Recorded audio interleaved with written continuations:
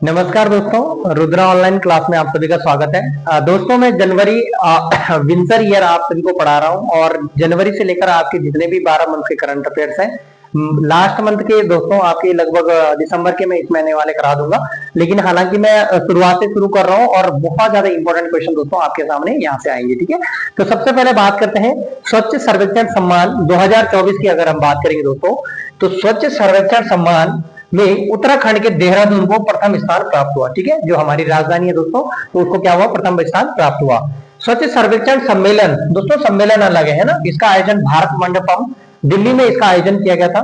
और देश के सबसे स्वच्छ शहर में लगातार 7वीं बार, यहां पर देखा होगा आप लोगों ने कि इंदौर 7वीं बार भी इंदौर को अवार्ड प्रदान किया गया, जिसमें प्रथम स्थान आपका इंदौर का रहा, द्वितीय स्थान आपका सूरत का और तृतीय आपका नवी मुंबई का। उत्तराखंड के देहरादून शहर को नॉर्थ जोन में 68वीं रैंक प्राप्त हुई दोस्तों, 68वीं रैंक यहाँ पे क्या हुई, प्राप्त हुई। इसको भी आप लोगों ने ध्यान रखना। अगर हम बात करेंगे उत्तराखंड के नगर निगम और स्वच्छता रैंकिंग की, अगर हम बात करेंगे तो देहरादून को प्रथम स्थान, ध्यान रख लेना, हरिद्वार को द्वितीय स्थान और रुड़की को तृतीय स्थान और हल्द्वानी को चतुर्थ स्थान। दोस्तों आप सभी को पता होगा वर्तमान में हमारे 11 नगर निगम हो चुके हैं दोस्तों, और अभी वर्तमान जो आपके नए नगर निगम बने, एक आपका अल्मोड़ा और एक आपका पिथौरागढ़, इसको भी आपने ध्यान रखना है। हालांकि पहले इससे पहले आपने देखा होगा एक मात्र था 2021 में श्रीनगर था, जो एक पहाड़ी राज्य के रूप में पहाड़ी नगर निगम के रूप में देखा गया था। लेकिन अब 2 आपके और भी बन चुके हैं दोस्तों, उनको भी ध्यान रखना। गंगा के किनारे बसे शहरों में प्रथम स्थान दोस्तों वाराणसी को प्राप्त हुआ, ध्यान रख लेना। गंगा के किनारे स्थित कौन सा शहर के बारे में पूछा जाएगा, वाराणसी के बारे में पूछा जाएगा, तो ये ध्यान रख लेना। स्वच्छ सर्वेक्षण सम्मान 2024 की ये एक छोटी सी रिपोर्ट थी, इसको भी आपने ध्यान रखना है। बात करते हैं अब नेक्स्ट राष्ट्रीय युवा महोत्सव 2024 दोस्तों, इसका आयोजन 12 से 16 जनवरी 2024 को नासिक महाराष्ट्र में आयोजन किया गया, जिसकी थीम थी मेरा भारत विकसित, है ना, इसकी थीम भी आपने ध्यान रखना। उत्तराखंड के देहरादून निवासी सृष्टि भारद्वाज, याद रखने में दोस्तों नाम बड़ा इंपॉर्टेंट है, सृष्टि भारद्वाज ने एकल नृत्य में राष्ट्रीय स्तर पर प्रथम स्थान क्या किया, इन्होंने प्राप्त किया, और घसियारी गीत पर इन्होंने क्या दी, यहाँ पे शानदार प्रस्तुति प्रदान करी। साथ ही में दोस्तों याद रखना कि किस सहयोगी संस्थाएं द्वारा, राज्य और नेहरू युवा केंद्र NYKS द्वारा आपने ध्यान। तो दोस्तों अब बात करते हैं हम मानसखंड मंदिर माला मिशन, जो कि 15 अप्रैल 2024 को शुरू की गई थी दोस्तों, पुणे महाराष्ट्र से लेकर और टनकपुर जो कि आपका कुमाऊं क्षेत्र में चंपावत के लिए शुरू की गई। हालांकि आपने देखा होगा कि कोलकाता का जिक्र भी आया था, यहाँ पे कोलकाता का जिक्र भी आया था, इसको भी आपने ध्यान रखना। लेकिन यहाँ जो योजना चलाई जा रही है पुणे महाराष्ट्र से, आप सभी को पता होगा दोस्तों कि जितने भी आपके कुमाऊं के जितने भी प्राचीन मंदिर है, उनको पर्यटनों से जोड़ने के लिए ये आपकी मानसखंड मंदिर माला मिशन योजना चलाई जा रही। ठीक है, हालांकि आपने देखा होगा पुराणों में हमारे कुमाऊं क्षेत्र के लिए मानसखंड और हमारे गढ़वाल क्षेत्र के लिए केदारखंड का उल्लेख किया गया है। बात करते हैं मिलेट मिशन योजना दोस्तों 2023 में, आप सभी को पता होगा मिलेट्स योजना के तहत दोस्तों मोटे अनाजों के वर्ष इसको बोला गया था 2023 का। इसके अंतर्गत राज्य के चमोली जिले को मंडुआ खरीद में प्रथम स्थान प्राप्त हुआ, इसको ध्यान रख लेना।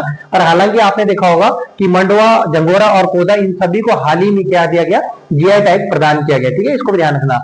प्रसार भारती FM रिले केंद्र, इसको ध्यान रखना, इसका शुभारंभ प्रधानमंत्री नरेंद्र मोदी जी द्वारा हल्द्वानी के नैनीताल में शुरू किया गया। ये भी इंपॉर्टेंट है, आपके आगामी एग्जाम के लिए बहुत ज्यादा इंपॉर्टेंट रहेंगे।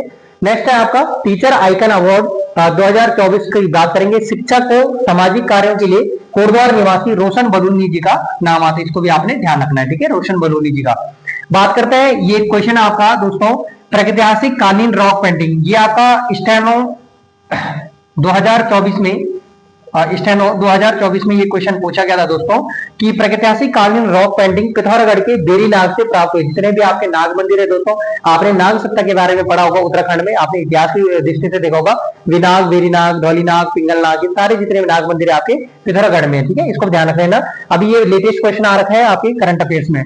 बात करते हैं नेक्स्ट क्वेश्चन की, तो पावनगढ़ कंजर्वेशन रिजर्व जनवरी 2024 में इसका नाम बदलकर दोस्तों सीतावनी कंजर्वेशन रिजर्व रखा गया, इसको भी आपने ध्यान रख लेना। ठीक है, very very most important.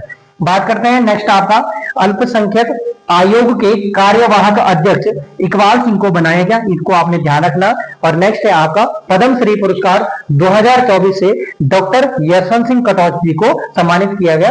Very दोस्तों, सबसे पहले बात करते हैं यहाँ पर, क्योंकि समय का अभाव है दोस्तों, आप सभी को पता होगा 2025 में आपके बहुत सारे ऐसे एग्जाम है जो बहुत नजदीक आ चुके हैं। मैं कोशिश करूंगा, आधा मैंने लिखे हुए कुछ मैं आपको यहाँ पे समझाने की कोशिश करता हूँ। दोस्तों, सबसे पहले बात करते हैं भारत पर्व झांकी, जो कि आपकी 23 से 31 जनवरी 2024 को लाल किले में आयोजित की गई। और ध्यान रखना, जिसकी थीम थी दोस्तों विकसित उत्तराखंड। ठीक है, ध्यान रखना, झांकी का मॉडल सूचना एवं लोक संपर्क विभाग द्वारा तैयार किया गया, और जिसमें पारंपरिक अनाज मंडवा झंगोरा, आपने देखा होगा दोस्तों, मंडवा और झंगोरा को जीआई टैग प्रदान किया जाता है। आपको पता होगा जीआई टैग क्या होता है दोस्तों, एक भौगोलिक संकेतक होता है जो कि 10 वर्षों के लिए दिया जाता है। हालांकि आपने देखा होगा कि 2004 में दार्जिलिंग की चाय को पहली बार जीआई टैग प्रदान किया गया था, है ना। तो जीआई टैग किसमें दिया जाता है, कुछ विशेष उत्पादों के लिए जीआई टैग दिया जाता है। इसके अलावा चौलाई की खेती, राज्य पक्षी मोनाल को इसमें क्या किया गया, प्रदर्शित किया गया। ध्यान रखना, झांकी के आखिरी भाग में ऑल वेदर रोड, ऋषिकेश खंड प्रयाग लाइन रेलवे और रोपवे और प्रथम गांव माणा के लिए जो रोड कनेक्टिविटी को दिखाया गया यहाँ पे। ठीक है, इसको भी ध्यान रखना। दोस्तों, आपने देखा होगा कि 2023 में आप लोगों ने देखा होगा कि कर्तव्य पथ पर, आप लोगों ने देखा होगा कर्तव्य पथ पर उत्तराखंड की मानस खंड झांकी को दर्शाया गया है। उत्तराखंड की मानस खंड झांकी को यहाँ पे दर्शाया गया था, जो कि प्रथम स्थान पर रही थी दोस्तों, हमारे प्रथम स्थान पर रही थी हमारे 2023, है ना। इसको भी ध्यान रख लेना। तो भारत पर्व झांकी अलग है दोस्तों, और मानस खंड झांकी जो कि हमारे उत्तराखंड से संबंधित है। और ध्यान रख लेना, मानस खंड, इसी मानस खंड के लिए एक योजना भी चलाई जा रही है 2024 में, जो कि आपकी मानस खंड मंदिर माला मिशन योजना चलाई जा रही है ना। और मानस खंड मंदिर माला मिशन योजना भी चलाई जा रही है अभी दोस्तों। ठीक है, जो कि आपके कोलकाता से लेकर, जो कि आपके कोलकाता से शुरू हुई थी दोस्तों, अब आपके पुणे महाराष्ट्र से, और आपके